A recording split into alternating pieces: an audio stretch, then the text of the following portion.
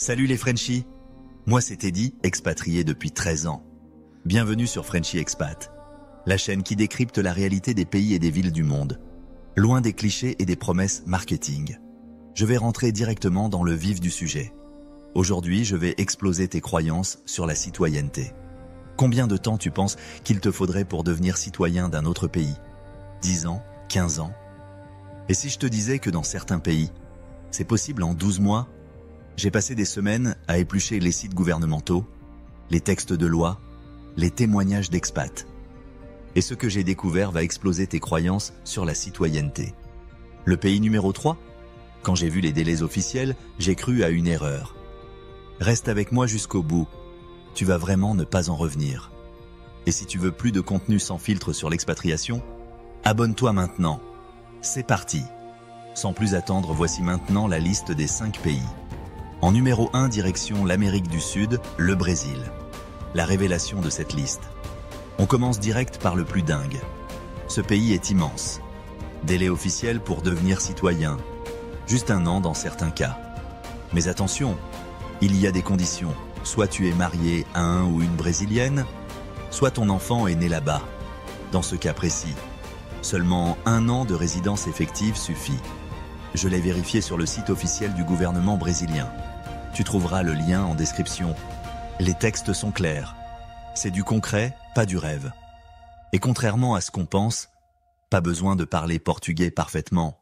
Juste un niveau basique pour prouver que tu peux vivre au quotidien. Pour les célibataires sans enfants brésiliens, c'est 4 ans. Ce qui reste 2 fois plus rapide que la plupart des pays européens. Sur le site Passeport Index, il est classé numéro 11 mondial. C'est un document très puissant qui permet de voyager sans visa dans la plupart des pays du monde. Pays numéro 2, l'Argentine, le géant accessible.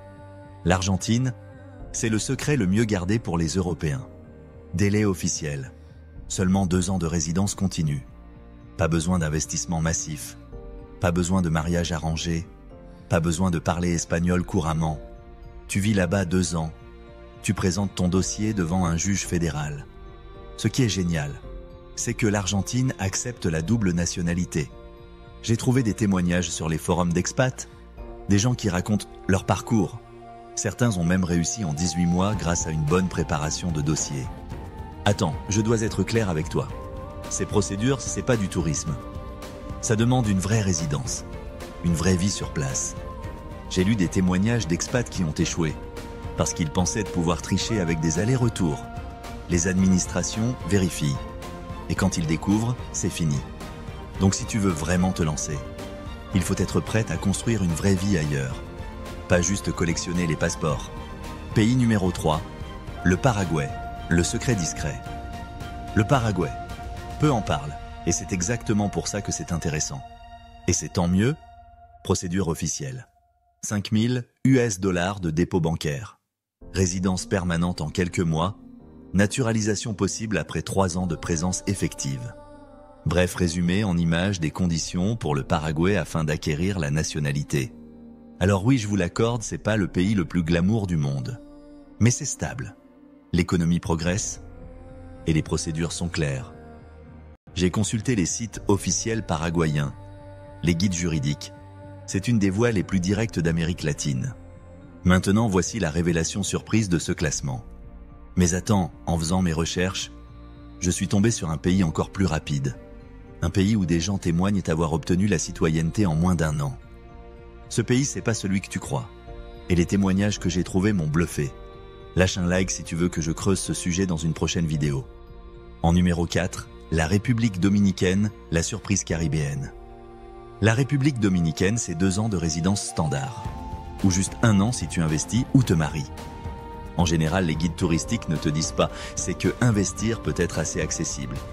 Créer une petite entreprise, ouvrir un commerce local. J'ai trouvé des témoignages d'expats qui racontent leur parcours sur les forums spécialisés. Climat tropical, coût de la vie abordable et un passeport qui ouvre plus de 60 pays sans visa. En numéro 5, le Canada, le choix raisonnable. Le Canada, c'est le choix de sécurité. 3 ans de présence effective sur 5 ans de résidence permanente. L'avantage énorme pour nous Français, le Québec. Tu parles déjà la langue, la culture est familière. Et le système fonctionne. Le vrai défi, c'est d'obtenir la résidence permanente canadienne. Mais une fois que tu l'as, la naturalisation suit un processus très encadré. Voilà la réalité. Ces pays existent, ces délais sont réels, ces procédures fonctionnent. Mais c'est pas de la magie, c'est du travail.